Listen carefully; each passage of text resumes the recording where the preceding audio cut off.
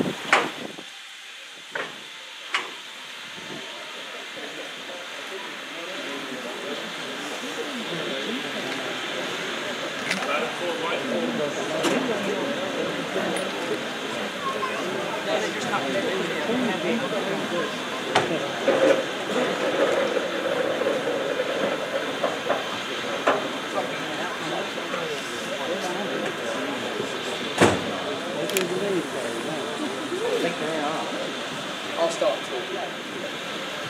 All yours left. Okay. I was afraid it was. Hey? I was afraid it was. All mine. Yes, definitely. Good morning, afternoon, good night. That was a lovely day, wasn't it? Hello everybody. Now I'll try and keep this brief. There's a line I've never used before. Yeah, I'm Les Ross. Somebody has to be, and I am standing up. Well, what can I say? I don't know, I should have scripted something really, shouldn't I? Just very briefly, for those that don't know what this is all about and really don't care, because I know this is a steam job, this locomotive is here today, 50 years old. It actually emerged from Doncaster Works, Bargum, 50 years ago in December.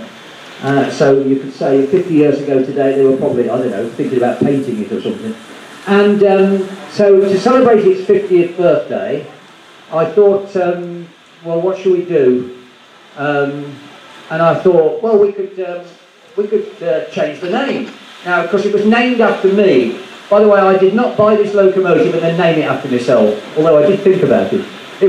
It was already named after me by Virgin Trains for some strange reason. Well, the reason was I used to do the breakfast show on BRMB radio in Birmingham, and I've outlived that. On the day I left, after 26 years, they said two things. They said, good riddance, and also, here's a present. And the present was that they got Virgin Trains to name this loco after me, because I was a bit of a train spotter stroke railway enthusiast. So that came as a bit of a shock. And then after a year or so, the loco was withdrawn because these pendolinos had been invented. And then it went into store for a couple of years in Lincolnshire. You've got to keep them somewhere. And then I thought, well, I can't let this go, can I? For goodness sake. So I was a volunteer here at Tysley. Nothing too major. I helped clean the coaches, and still do. So if you're travelling on a vintage train in the near future, stop complaining about the dirt. I talked to Bob Meanley, chief engineer at the works here. He said, what am I going to do? So between us we had one of those mad conversations that ended up with, well, you could buy it. So I got a paper round. In fact, 2 paper rounds. And I mopped the supermarkets at the weekends and saved up and bought it. This is the very short version of the story. And then madly, Bob Meaney and Vintage Trains ran it on charter trains. Doesn't get any balmier than that, does it, eh? I still can't get over it, to be honest. For the last 4 or so years, it's lived at Willesden in London, depot just outside Euston on the West Coast Main Line, because most of its work really is out of Euston. It doesn't work well out of Waterloo, I know that, we tried it. And actually, I mean, what a tribute to Tysley, because, you know, I think they're still the only establishment of this nature that have restored steam, diesel and electrics. I think that's still a single unique boast. And yes, so it went to Willesden and it's been there for the last 4 years. This year has been a bit of an unhappy year. My wheels wore out. And after a lot of anguish and another paper round, I had to buy replacement wheels. They're the wheels from 86246, a sister loco.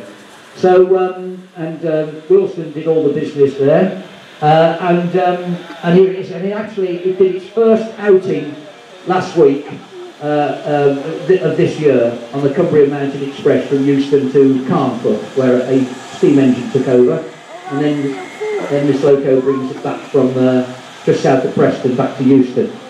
So that's that. And by the way, I must thank the Peckett there. It actually was, you should have seen it last week on the front of the Cumbrian Mountain Express. It was brilliant. It hammered through Rugeley. Anyway, thank you. So that's the short story. And the reason I'm renaming it today is because I can, because it's my engine. So, its first name was Peter Pan. These locos weren't named in the first dozen or so years of their lives, but they started naming this class of 86s.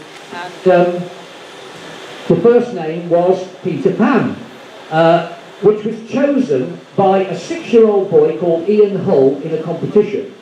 And I tried to track him down. He's now 42, and after a lot of Miss Marple investigation, he's emigrated. And I can only presume he didn't want to know. So it seemed a bit drastic to leave the country. But anyway, so I couldn't get Ian. I actually decided today I'd ask the lady who suggested to BRMB Radio to suggest to Virgin Trains that they named thank you, train after me. I know I'm running out of time. I was going to get her, well, she's on her way. Her name is Ellie. She was a listener of mine, and she had the mad idea to ask about naming a loco after me, and it happened. So I thought it'd be nice if Ellie was here today, but she's still on her way, so she's going to miss it. That's her all over. But never mind. I've mentioned her in dispatches. But I just so I thought there's only one other person I think at the moment on this on these grounds that really should do the honours and pull this tatty business string. That was homemade in my home earlier this morning. It looked a bit better 2 or 3 hours ago. I think it's got bedraggled through the weather. And that's Chief Engineer here at Tysley Loco Works. Are you about, Bob?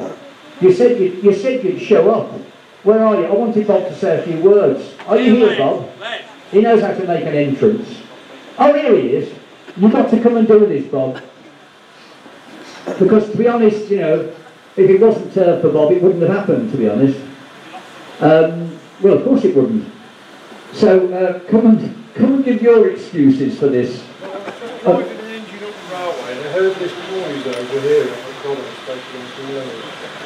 This noise! That's the nicest thing you've ever said about me. Anything else to say, Bob, about this here electric? Well, it's, what can we say? I think we were very proud of it really, because some of you will have bought the book and heard the story. But Les got this locomotive named after him, and of course he's been a member here for many years and it was great help to us. And he came to my office one morning and said, I've been withdrawn. What? I've been withdrawn.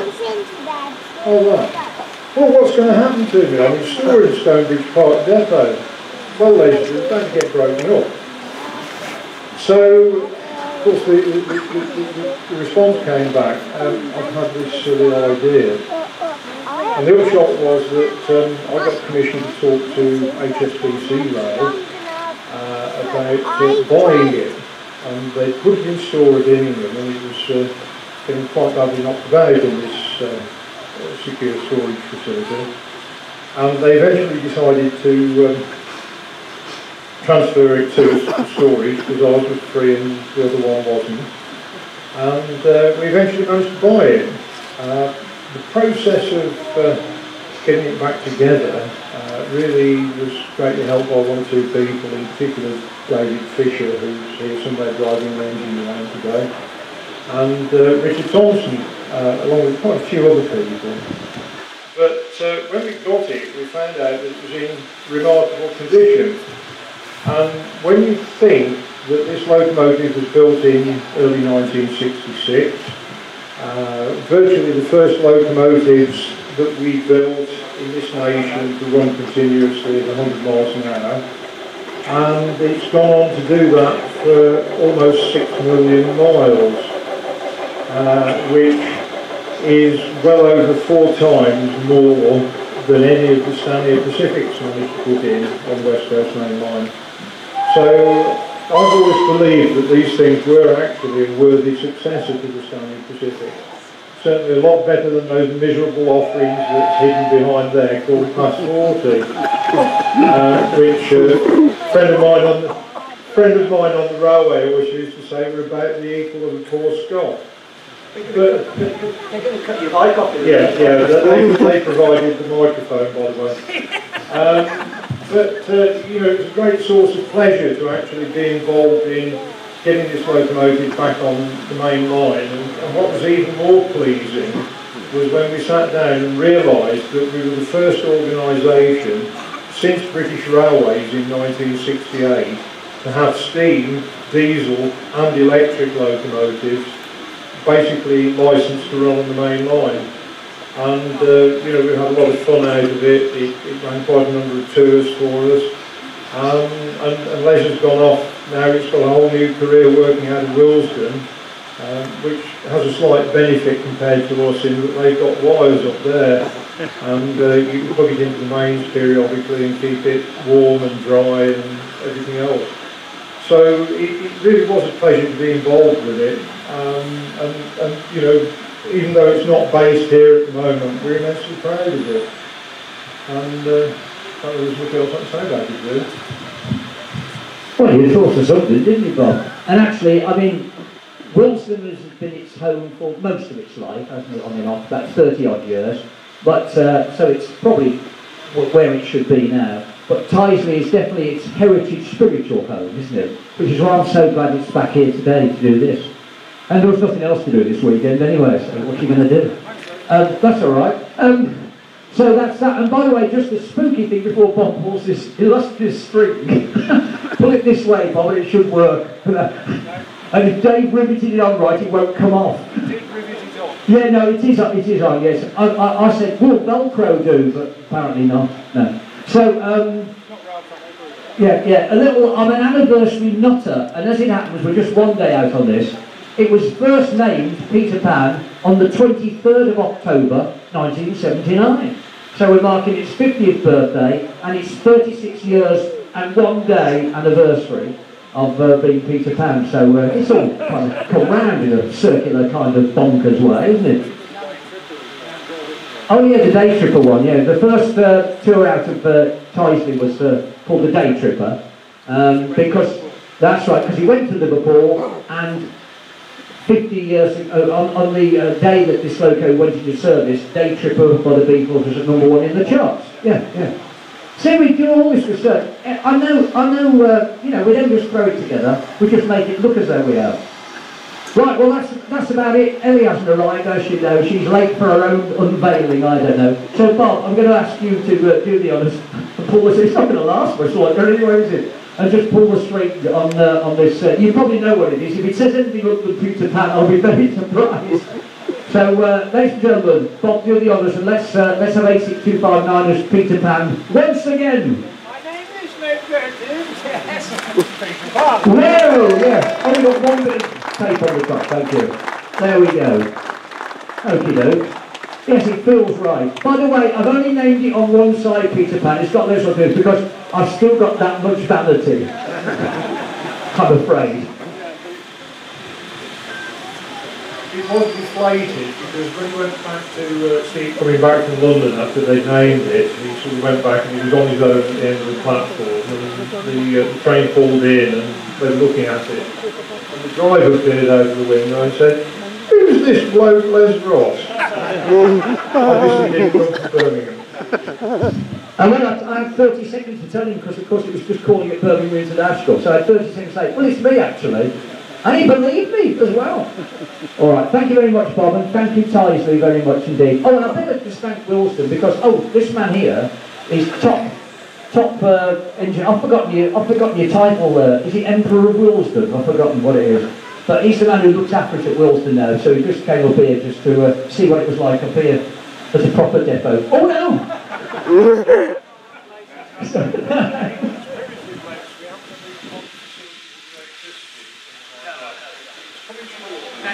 It's coming shortly here. All right, thank you, David, as well. Thank you, and thank you, Bob, and thank you, everybody. And your interest has been much appreciated. Mind you, didn't have any alternative. We're blocking the turntable. Back to the steam. Thank you very much.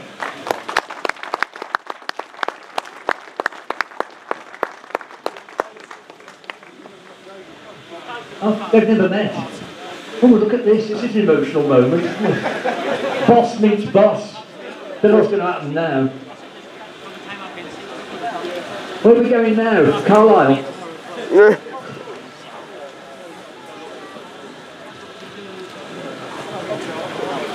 Back to Big Michelle. Take over. That's a good job. Nobody's nodded on. One over there. No, it's all good. Okay, well, feast your eyes on a piece of land. Take what photos you like.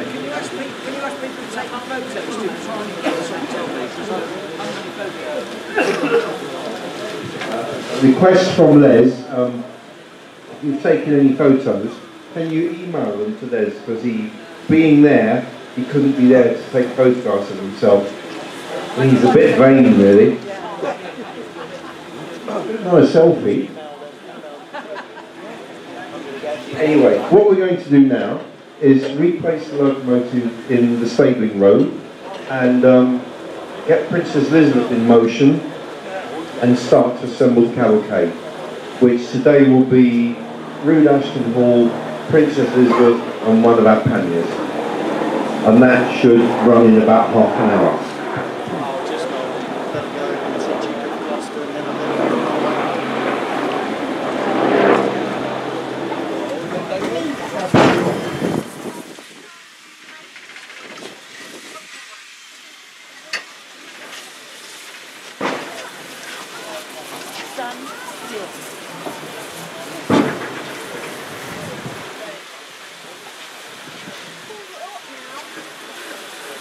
I think that's an original nameplate. It's not pristine. So that's one of the worth something ones. Yes.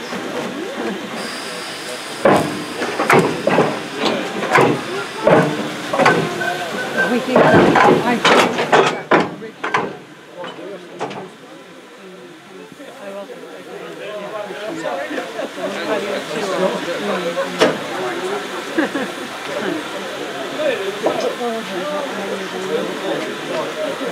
Yeah,